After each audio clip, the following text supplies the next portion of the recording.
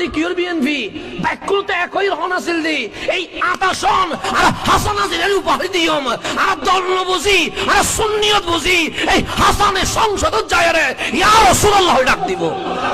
ইয়া তো আছিল 28 সন ব্যাকুল বইলে সিদ্ধান্ত নিল আছিল নি সিদ্ধান্ত নিল আছিল কিউর দল কিউর কি দল বে তাজি আছে খবর যাব নেবে